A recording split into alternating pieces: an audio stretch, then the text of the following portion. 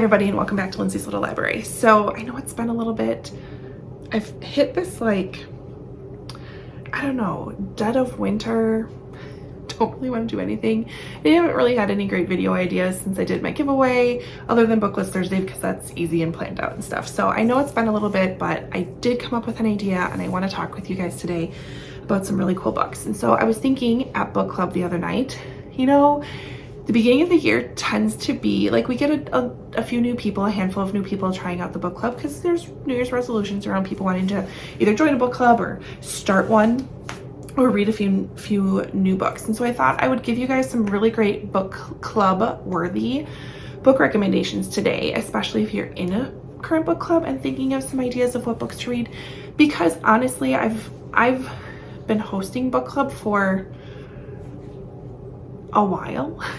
I don't even know what year we're on, probably 4 or 5 years. Or I've been part of book clubs for a number of years, and there's definitely books that make better discussion books within a book club setting, and there's other books that just like, yeah, it was a good book, but there's really not much to talk about type of books. And so these ones, not only are they really great reads, but they're going to lead to some really great book discussions during book club.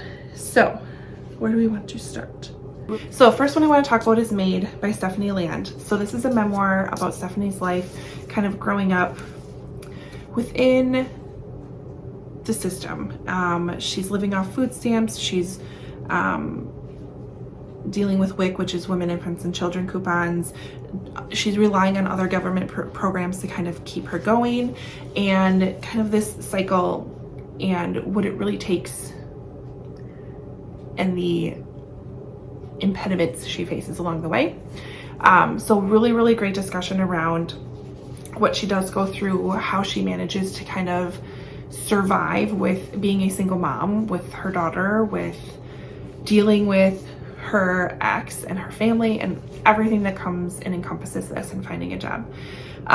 Then there's also, I believe it's on Netflix, a series that's based on this book. So this would be a really great book club to not only read the book, but to watch the series, or watch the series together and then either compare notes between how it was portrayed, discuss what Stephanie went through and kind of what's happening, and because it gives you a really good look at what people need to go through when they're in those types of situations.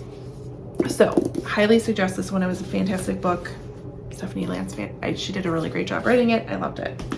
But also gives you that kind of movie or TV show spin on it as well, to be able to discuss both. Next one I want to talk about, or two of them that I want to talk about, we have Girl in the Mirror by Rose Carlisle and The Wives by Taran Fisher. I think would make really great book club books as well, just because of the discussions you can have from them. So this one is about twins, and both of these are kind of psychological thrillers. Thrillers themselves, and sometimes mysteries themselves, they're great to read and they're really great books, but when you come to discussing them, don't lead, at least in my experience, don't always lead to really great discussions. Whereas these two, because they have that psychological twist to it, I think leads to some really good discussions. This one itself, and as well as this, just how the story comes together and how it leaves you. I feel like there's a lot of really good content to discuss as a group, because I think you're going to get varying opinions on what happened. Can you tell I'm trying not to give anything away? But these would be really great discussions from a psychological thriller aspect. Contemporary books kind of again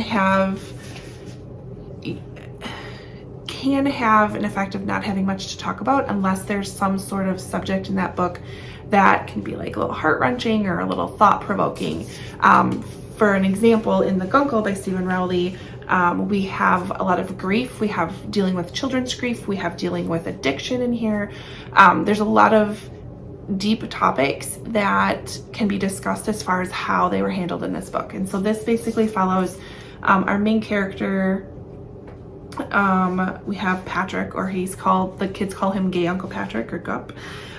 He's asked to take his niece Macy and nephew Grant and have them live with them for, I believe, this summer, while their father checks himself into rehab because their mother just passed away not that long ago. And so there's a lot of deep issues that Patrick has to help the kids through. He was also very close with this woman, with his sister-in-law, and obviously cares for his brother. So he's kind of dealing with some grief. It's a really great thing. And then there's a lot of humor in it. So it's kind of, can talk about how he has dealt with it, how he helped those kids, how humor played a role in this. There's a lot of discussion within this book. So that's a really good option. And then of course, historical fictions, I think, make really great book club books. I have 3 of them here to talk about. So you could also go with a YA historical fiction, or YA in general. We have Refugee by Allan. So this follows 3 children.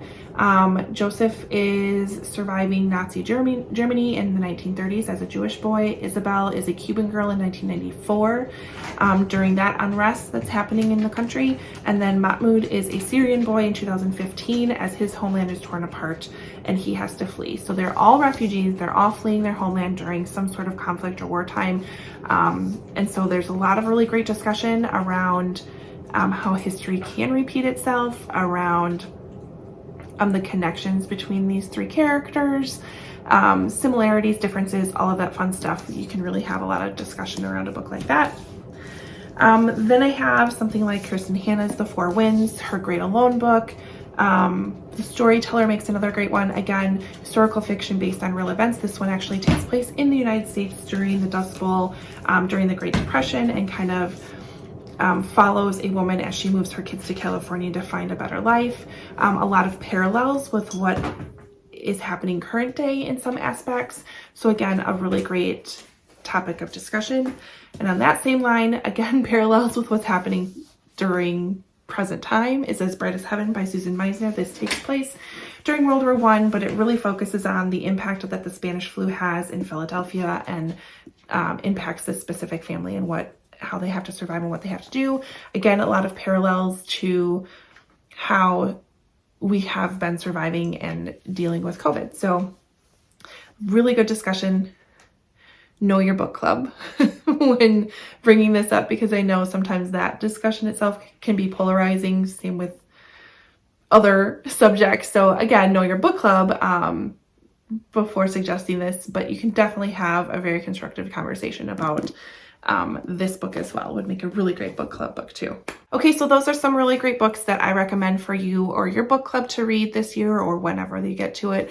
If you don't like those specific titles, at least there's some tips and tricks in finding books that might just lead to really great discussions within your book club.